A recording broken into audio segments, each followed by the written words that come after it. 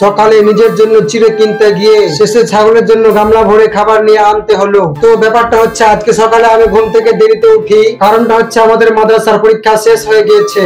তারপর দেখি ছাগলটা খাওয়ার জন্য অনেক কান্নাকাটি করছে, তাই তাকে কিছুটা খাবার দিয়ে দিলাম। আর আমাদের বাড়িতে আজকে যেহেতু কেউ নেই, তাই আমি তালা মেরে দিয়ে বাইরে চলে যাই। আর তোমরা আমাদের এই রাস্তাটা দেখো, এখানে নৌকা চালানো হবে। আমি ভাবছি কয়েকদিন পর এখানে নৌকা নিয়ে আসবো, এখানে সবাইকে রাস্তা পারাপার করাবো এবং আমি বড় লোক হয়ে যাব। তো যাই হোক, আমি যেহেতু সকাল থেকে কিছু খাই নাই, তাই একটি দোকান থেকে 5 টাকা দিয়ে চিড়ে কিনে খেয়ে নিই। তো ব্যাপারটা হচ্ছে, যখন আমি খাচ্ছিলাম তখন ছাগলগুলো বলছিল তুই একাই খাবি, আমাদেরকেও কিছু দে। তাই আমি তাদের খাবারের সন্ধানে বেরিয়ে পড়ি গামলা নিয়ে। আর আমাদের এদিকে একেবারে ঘাস নেই, সব লাল হয়ে গিয়েছে, তাই চলে আসি আমাদের বাগানে। আর আমি গামলা নিয়ে গাছের উপরে উঠে পড়ি পাতা পাড়তে। তারপরে ফাইনালি গাইস আমের পাতা পাড়া হয়ে যায়। তারপর আমি গামলাটাকে মাথা করে নিয়ে যেতে লাগি বাড়ির পথে। আর আমি যখন ছাগলকে পাতাগুলো খেতে দিই, তখন তারা অনেক খুশি হয়ে যায় এবং খেতে শুরু করে।